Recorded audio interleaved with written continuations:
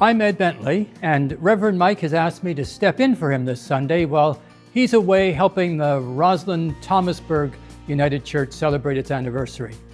At Eastminster, we will continue our journey through the story of Moses as we further explore what it means for us to follow the example of Peter and step out of the boat. Both Moses and Peter, along with a multitude of other characters in Scripture, were really good at making excuses when God called them in one way or another to step out of the boat, to respond with faith and courage. And isn't that a tradition many of us follow today? The fact is, there are always excuses we can make, often really good ones. I'm standing in what is now the McDowell Chapel. This space was the very first Eastminster Church building. When the congregation was formed in 1955, it had no place of its own. Services and other activities were held in several temporary homes, including the old Ontario Hydro Regional Office Building, the Masonic Hall, even the Sons of Jacob Synagogue. As the city grew, so did the congregation. Those first members had to take the risk of committing the time and money to build this space. A few years later, as the congregation continued to grow, it was necessary to take another big risk in order to expand the space to create the Eastminster Church building that housed its ministry and mission until the late 1980s. The congregation was by then more than 30 years old. Many of the families who accomplished so much by the grace of God now wanted different things from their church. Their children had grown, most had moved away. All they needed was a place to sit for worship on Sunday morning. However, the congregation had grown with a new generation of young families. They wanted their church to provide not only sufficient space for their children, but also resources that were not even imagined 3 decades earlier. For all of that, a new building was necessary. As some of you still remember, it was a difficult time of trying to negotiate the conflicting needs and expectations of different generations. As the debate crystallized, it became a function of excuses. There were many really good excuses not to step out of the boat. Attendance could not be expected to grow as it had in the days when young baby boomer families were moving into the neighborhood and having more babies. There was a small building fund, but it was pitifully inadequate to make even a start on such a project.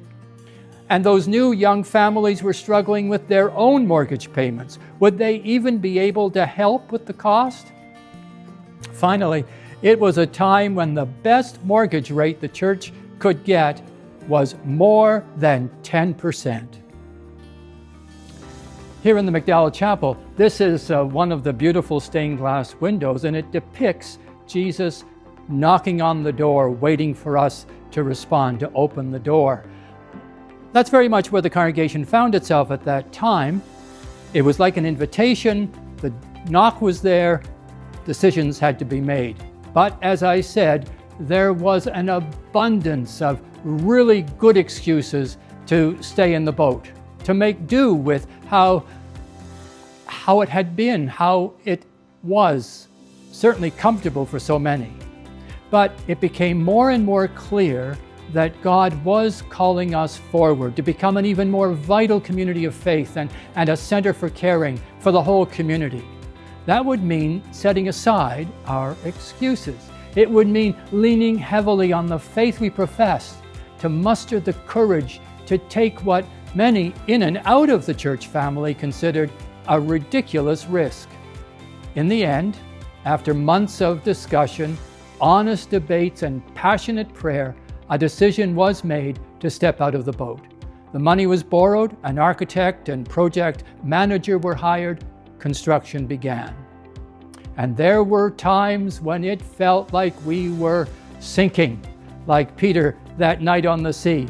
But as surely as Jesus pulled him up, we experienced grace as we came together, as we worked together, did what we could do, gave what we could share. Not only was this new building completed, it has been a wonderful church home and a dynamic center of community life. Oh, and that ridiculously out-of-reach mortgage was completely paid in just 8 years. That was then, and now we face a new array of challenges in our own lives and as a congregation. We have plenty of good excuses to find the most comfortable seat and stay in the boat. So that's what we're going to talk about this Sunday. How even our best excuses are no excuse. The service begins in the sanctuary and online at 10 a.m. In addition to great music and our programs for children, we're going to welcome members of the Ontario Youth Parliament who will be meeting in the building all weekend. Now that makes this service an especially exciting one for teenagers who may be exploring their own spirituality. Think of that as you consider how you will share this invitation. So, whether in person or online, I look forward to worshiping with you this week as we set aside our excuses and let faith come to life.